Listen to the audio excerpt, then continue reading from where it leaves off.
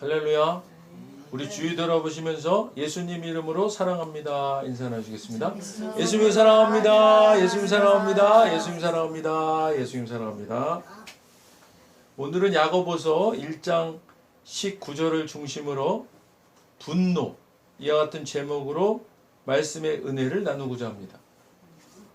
우리가 살고 있는 이 시대가 참 분노가 많은 시대입니다. 요즘 같아서는 오히려 분노하지 않는 것이 이상할 정도로 힘든 시대입니다. 조그만 일에도 욱하는 사람들이 참 많습니다. 물론 저와 여러분도 예외는 아닐 겁니다. 일상의 소소한 화를 넘어서 개인의 인격을 짓밟고 뭉개버리는 인격 살인과 물리적으로 위해를 가하는 폭력 등으로 인간관계를 무너뜨리고 사회에 심각한 문제를 일으키는 일 등이 점점 더 확대되고 통제가 어려워지는, 또한 국민들이 부여한 아주 한시적이고 아주 제한된 권력임에도 마치 자기들 것이냐 마음대로 휘둘러대는, 그래서 일반 시민의 양심을 가지고는 도저히 두고 볼 수 없을 정도로 분노가 치밀어 오르는 현 시대적 상황에 대한 분노, 이러한 분노에 대해서 성경은 과연 어떻게 말씀하고 있을까요? 에베소 4장 26절로 27절입니다. 우리 함께 읽겠습니다. 분을 내어도 죄를 짓지 말며 해가 지도록 분을 품지 말고 마귀에게 틈을 두지 말라. 아멘. 화를 내더라도 죄를 짓는 데까지 이르지 않도록 하십시오. 해가 지도록 노염을 품고 있지 마십시오. 화가 나더라도 죄를 짓지 말며 해가 지기 전에는 화를 풀기 바랍니다. 그렇지 않으면 사탄이 여러분을 공격할 수 있도록 놔두는 것이 됩니다. 혹시 분한 일을 당하더라도 원한을 품어서 죄를 짓는 일이 없도록 하십시오. 해가 지기 전에는 다 잊어버리고 냉정을 되찾으십시오. 여러분이 화를 내면 악마에게 발붙일 기회를 주기 쉬운 것입니다.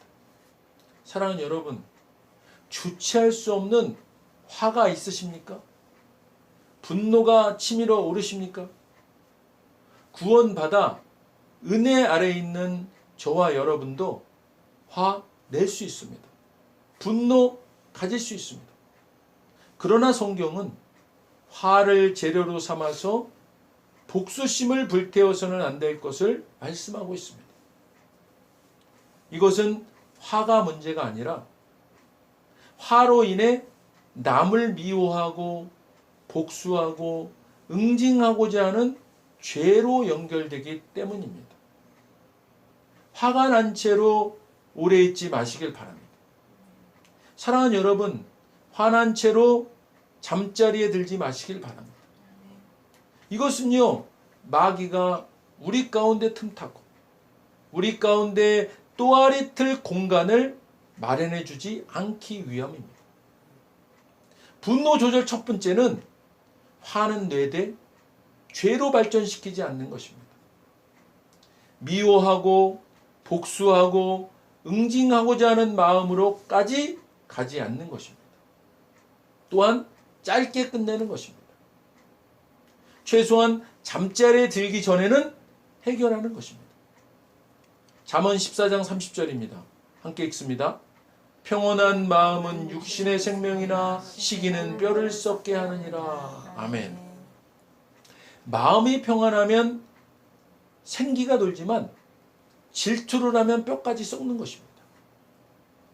마음이 편하면 신체가 건강해지지만 질투심은 뼈를 썩게 만듭니다. 마음의 평안은 몸에 활력을 주지만 시기는 뼈를 썩게 하는 것입니다. 사랑하는 여러분, 좀처럼 성을 내지 않는 사람은 지혜가 깊어지지만 성미가 급한 사람은 어리석음이 쌓이는 것입니다. 마음이 평안하면 몸도 튼튼해지지만 시기와 질투, 분노 등과 같은 감정을 주체하지 못하면 뼈가 썩는 것과 같이 영혼육이 병들게 되는 것입니다. 우리 모두 주 안에서 샬롬 하시기를 주님의 이름으로 축원드립니다. 잠언 17장 14절입니다. 함께 읽겠습니다. 다투는 시작은 둑에서 물이 새는 것 같은즉 싸움이 일어나기 전에 시비를 그칠 것이니라. 아멘. 다툼의 시작은 둑에서 물이 새어나오는 것 같으니 싸움은 일어나기 전에 그만두라고 합니다. 다툼의 시작은 댐의 작은 구멍과 같으니 싸움이 일어나기 전에 따지기를 그만두라고 합니다. 큰 싸움도 대개는 아주 사소한 작은 다툼에서 시작합니다. 아주 작은 것을 놓고 네가 옳으니 내가 옳으니 하는 시시비비에서 비롯되지 않습니까? 사랑하는 여러분, 성경은 아예 싸움의 시작이 되는 시비 단계에서 멈출 것을 말씀합니다. 진리의 문제가 아니면 용납하시고 시비하지 마시기 바랍니다. 언젠가 반드시 이야기할 기회가 오고 깨닫게 될 때가 주어질 것임을 믿으시고 기다리시길 바랍니다. 잠언 19장 11절입니다. 함께 읽겠습니다. 노하기를 더디하는 것이 사람의 슬기요 허물을 용서하는 것이 자기의 영광이니라. 아멘. 슬기로운 사람은 쉽게 화를 내지 않는 것입니다. 허물을 덮어줍니다. 자신의 영광으로 그것을 삼는 것입니다. 슬기로운 사람은 분통 터지는 일이 일어나도 속으로 삭히고 이웃이 잘못한 일이 있다 해도 그 허물을 덮어줘서 동네 사람들에게 칭송을 받는 겁니다. 사람이 슬기로우면 좀처럼 화를 내지 않는 것입니다. 남의 허물을 덮어주면 영광이 돌아오게 되어 있습니다. 분별력이 있으면 화를 참고 허물을 덮어주는 것은 그의 영광이 되는 것입니다. 사랑하는 여러분, 노하기를 더디하시길 바랍니다. 똑똑한 사람은 입을 다물 줄 아는 사람입니다.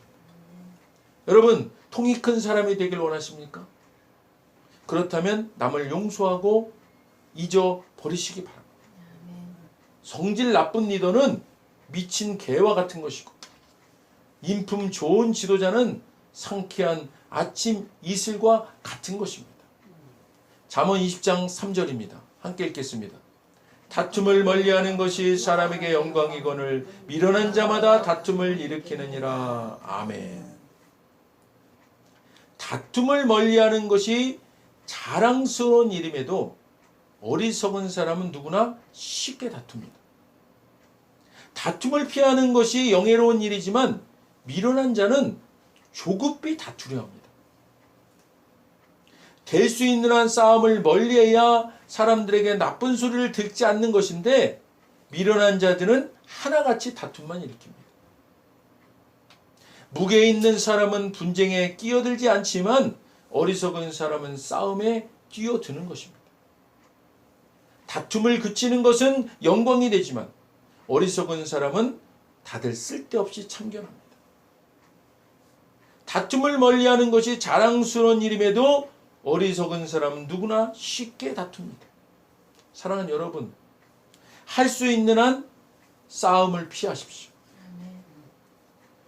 훌륭한 인품을 지닌 사람일수록 다툼을 피하지만 바보 같은 사람은 틈만 나면 싸움을 거는 것입니다.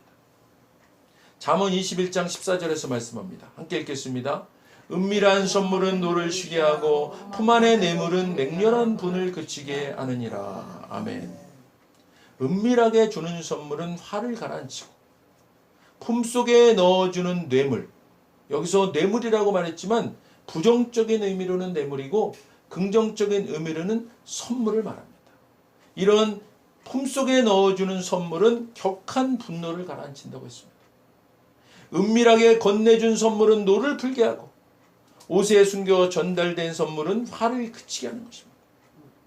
남몰래 바치는 선물은 거센 노여움을 누그러뜨리고 남 눈에 띄지 않게 드리는 선물은 큰 분노도 가라앉히는 것입니다.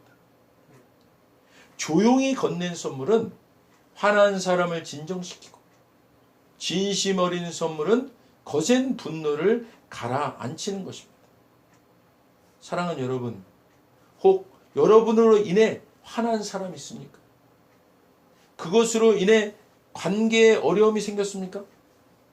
조용히 전해주는 선물, 진심 어린 선물은 화를 진정시키고 거센 분노를 가라앉히는 것입니다. 잠언 29장 11절입니다. 함께 읽겠습니다. 어리석은 자는 자기의 노를 다 드러내어도 지혜로운 자는 그것을 억제하느니라. 아멘. 미련한 사람은요, 화를 있는 대로 다 내지만 지혜로운 사람은 화가 나도 참는 것입니다. 어리석은 자는 자기 분노를 드러내지만 지혜로운 자는 절제하는 것입니다. 어리석은 자는 벌컥벌컥 화도 잘 내지만 슬기로운 사람은 화가 나도 속으로 그 화를 삭히는 것입니다. 미련한 사람은 화를 있는 대로 다 터뜨리지만 지혜로운 사람은 화를 가만히 가라앉힙니다. 어리석은 사람은 그 마음을 다 드러내지만 지혜로운 사람은 끝까지 담아둘 줄 아는 것입니다. 사랑하는 여러분, 제멋대로 짓거려대며 화를 내며 분노를 드러내는 사람은 미련한 사람입니다. 지혜로운 사람은 곰곰이 생각하고 속으로 화를 삭이고 끝까지 담아둘 줄 아는 사람입니다. 다니엘 3장 19절입니다. 함께 읽겠습니다. 느부갓네살이 분이 가득하여 사드락과 메삭과 아벳느고를 향하여 얼굴빛을 바꾸고 명령하여 이르되 그 불못불을 뜨겁게 하기를 평소보다 7배나 뜨겁게 하라 하고. 아멘. 느부갓네살 왕은 잔뜩 화가 나서 사드락과 메삭과 아벳느고를 보고 얼굴빛이 달라서 화덕을 보통 때보다 7배나 더 뜨겁게 하라고 명령하였습니다. 바벨론 왕 느부갓네살은 다니엘과 세 친구를 포로로 잡혀온 자들임에도 인재로 중용하여 썼던, 당시에는 세계를 주름잡던 제국의 왕이었습니다. 왕 자신의 꿈을 다니엘이 해석해 주었을 때에는 경외감에 사로잡혀 다니엘 앞에 엎드리기까지 했던 인물이었습니다. 그러나 그는 다니엘을 시기하여 함정에 빠뜨리고자 한 신하들의 계략에 넘어가서 다니엘의 세 친구를 풀무불에 던져버리는 일을 행한 것입니다. 이것은요, 모두 자기 중심적으로 자기만을 높이고 살았던 느부갓네살이 자기보다 높은 하나님을 경배하는 다니엘과 세 친구들의 행동에 극한 분노의 표현이었던 겁니다.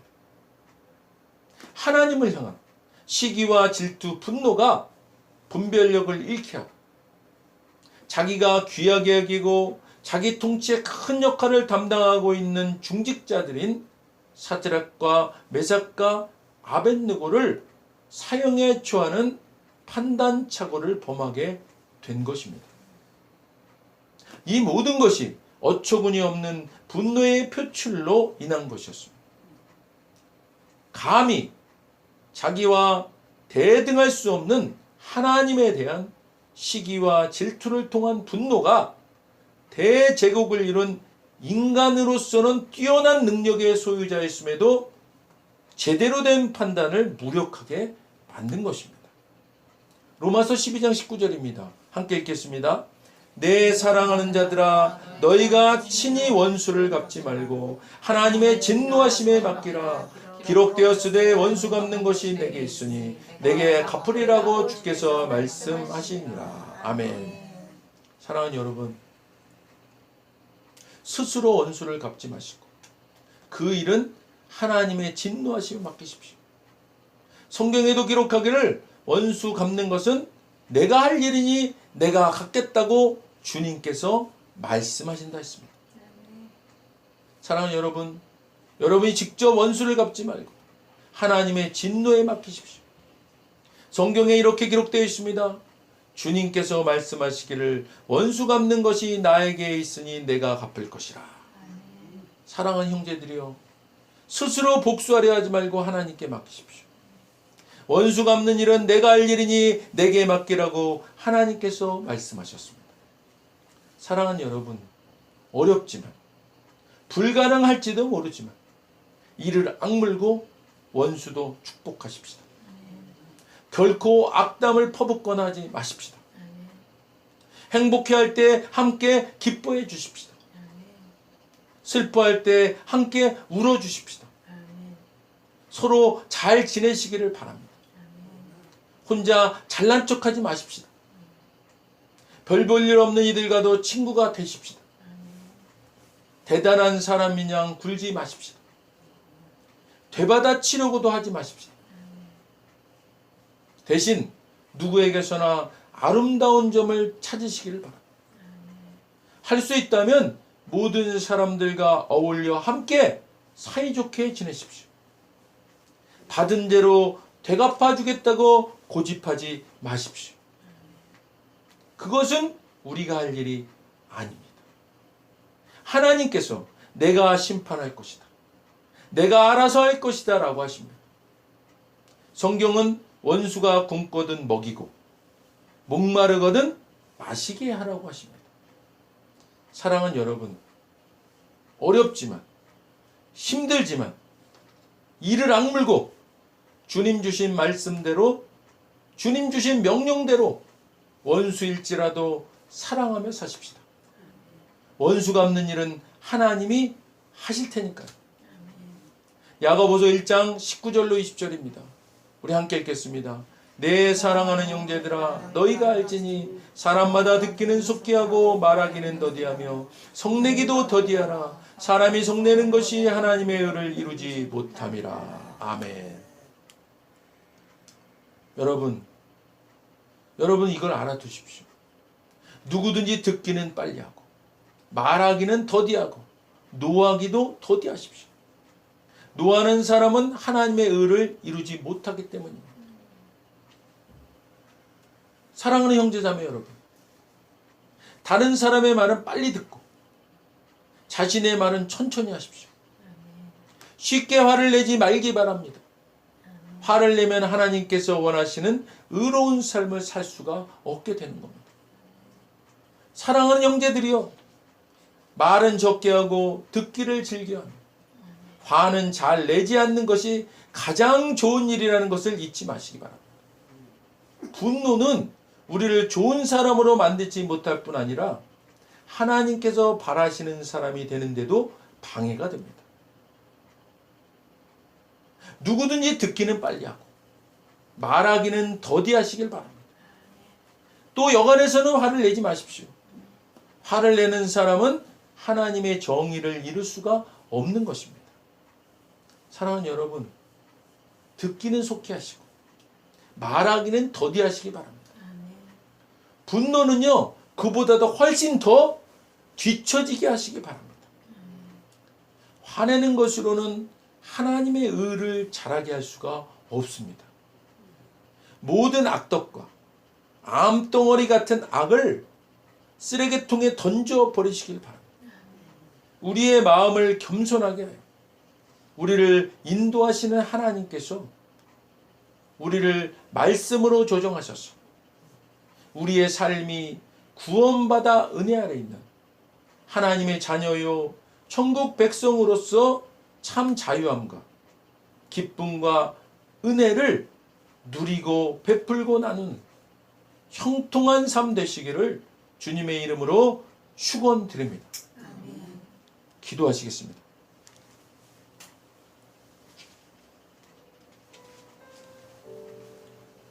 먼저 오늘 아직 예수님을 구세주로 영접하지 않은 분이 있다면 그분들께 오늘 하나님께서 말씀하십니다.